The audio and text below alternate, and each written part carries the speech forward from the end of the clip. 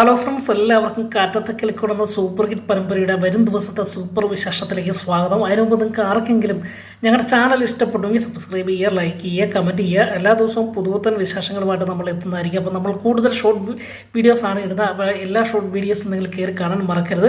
വരും ദിവസം മുതൽ നമ്മൾ ലോങ് വീഡിയോയുമായിട്ട് എത്തുന്നതായിരിക്കും. അങ്ങനെ വരും ദിവസങ്ങളിൽ നടക്കാൻ പോകുന്ന സുധീഷിൻ്റെയും നിധിയുടെയും ജീവിതത്തിലെ വലിയ വലിയ അപകടങ്ങളെക്കുറിച്ചുള്ള ചില കഥകളാണ് പറയാൻ പോകുന്നത്. അങ്ങനെ സുധീഷിനെ നിധിയുടെ വീട്ടുകാർ അംഗീകരിക്കുകയാണ്, അല്ലെങ്കിൽ അംഗീകരിച്ചു എന്ന് നടിക്കുന്ന ചില രംഗങ്ങളൊക്കെയാണ് ഇപ്പോൾ നടന്നുകൊണ്ടിരിക്കുന്നത്. അങ്ങനെ നിധിയുടെ മുൻപിൽ സുധീഷിനെ നിധിയുടെ അച്ഛനും ചേട്ടനും അമ്മയുമൊക്കെ അംഗീകരിച്ച് അവനൊരു വരുമാനമല്ലേ, അവന് കൂടുതൽ സ്ഥാനം കൊടുക്കണം, അതുപോലെ അവന് രക്ഷപ്പെടണം, അതിനുവേണ്ടി ബിസിനസ്സുകൾ തുടങ്ങണം, അങ്ങനെയൊക്കെ പറഞ്ഞ് നിധിയുടെ മുൻപിൽ സുധീഷിനെ ഉയർത്തിക്കാട്ടുകയും നിധി ഇല്ലാത്ത സമയത്ത് സുധീഷിനെ ഒരു ഡ്രൈവറെ കാണും പോലെ കാണുകയും ഉപദ്രവിക്കുകയും അപമാനിക്കുകയും ചെയ്യുന്ന അരുണിനെയും രാജീവിനെ കാണാം.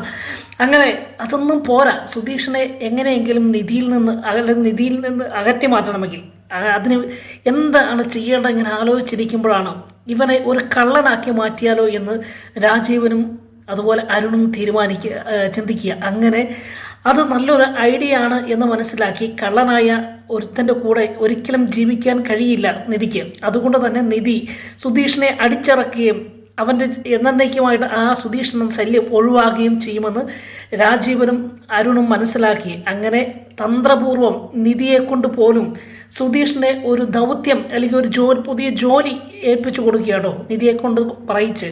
അങ്ങനെ സുധീഷിൻ്റെ കയ്യിൽ കുറച്ചധികം പണവുമായിട്ട് ഒരു സ്ഥലത്തേക്ക് ഒരു വ്യക്തിയുടെ കൊടുക്കാൻ പറഞ്ഞ് ഏൽപ്പിക്കുകയും പണവും സ്വർണവും ഒക്കെ ഉണ്ട്.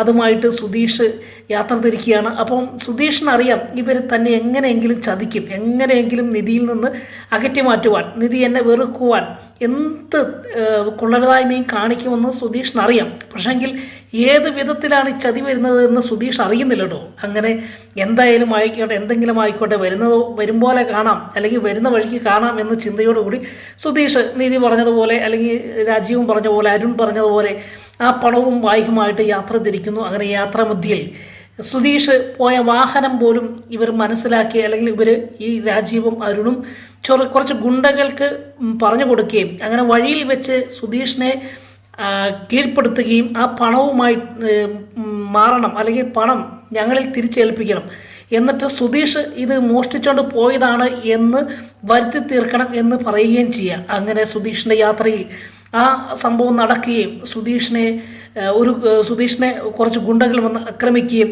സുധീഷിൻ്റെ കയ്യിൽ ഏൽപ്പിച്ചിരിക്കുന്ന പണം അവർ തട്ടിയെടുക്കുകയും ചെയ്യുക. അങ്ങനെ സുധീഷ് ആ പണം തട്ടിപ്പറിച്ചവരുടെ പുറകെ ഓടുമ്പോൾ സുധീഷിനെ മാരകമായി മർദ്ദിക്കുകയും ഒടുവിൽ സുധീഷിനെ എങ്ങനെയെങ്കിലും അപായപ്പെടുത്തണം, ഇനി അവനെ വിട്ടിട്ട് കാര്യമില്ല എന്ന് മനസ്സിലാക്കി ഒരു ഗോഡൗണിൽ കൊണ്ട് കൈയും കാലും വായുമെല്ലാം കെട്ടി തടങ്കലിലാക്കുകയും, എന്നാൽ അവിടെ നിന്ന് സുധീഷ് തന്ത്രപൂർവം തൻ്റെ ആ ഗുണ്ടകളുടെ കയ്യിൽ നിന്ന് നിലത്ത് വീണ ഒരു ഫോണ് ആരും കാണാതെ എടുക്കുകയും സുഭാഷിനെയും തന്നെ ചേട്ടനായ സുഭാഷിനെയും അനിയനായ ഹരീഷിനെയും ഒക്കെ വിളിച്ച് കാര്യങ്ങൾ പറയും കേട്ടോ. അങ്ങനെ ഇത് ഗുണ്ടകൾ അറിയുന്നില്ല. അങ്ങനെ ഇത് സുധീഷിന് എന്തോ അപകടം സംഭവിച്ചു എന്ന് സുഭാഷും ഹരീഷും ഒക്കെ അറിഞ്ഞ ഉടൻ തന്നെ അവിടെ നിന്ന് വീട്ടിൽ നിന്ന് സുധീഷിനെ അന്വേഷിച്ചു വരികയും ഏകദേശം സുധീഷ് പറഞ്ഞ ആ ഏകദേശം മാപ്പനുസരിച്ച്, അല്ലെങ്കിൽ ആ സ്ഥലം അനുസരിച്ച് അവർ സുധീഷിനെ കണ്ടുപിടിക്കുകയും അങ്ങനെ ആ ഗുണ്ടകളെ അടിച്ചൊതുക്കി സുധീഷിനെ ആ ഗുണ്ടകളിൽ നിന്ന് രക്ഷിച്ച് നിധിയുടെ മുൻപിലേക്ക് കൊണ്ടുചെല്ലുകയും അങ്ങനെ ഈ നാടകം ക്രിയേറ്റ് ചെയ്തത്, അല്ലെങ്കിൽ സുധീഷിനെ കൊല്ലുവാൻ, സുധീഷിനെ കള്ളനാക്കുവാൻ ചതിച്ചത് നിധിയുടെ അച്ഛനാണ് എന്ന് വെളിപ്പെടുത്തുകയും ചെയ്യുന്ന ചില നല്ല ഭാഗങ്ങൾ വരും ദിവസത്തെ എപ്പിസോഡിലുണ്ട്. അപ്പോൾ തീർച്ചയായിട്ടും ഞങ്ങൾക്ക് ചാനൽ കാണാൻ മറക്കരുത്. അപ്പം എല്ലാ ദിവസവും ഷോർട്ട് വീഡിയോ ഉണ്ട്, അതിനോടൊപ്പം തന്നെ നമ്മൾ ലോങ് പ്രൊമോ വിശേഷവും പറയുന്നുണ്ട്. വീണ്ടും കാണും വരെ എല്ലാവർക്കും ഗുഡ് ബൈ.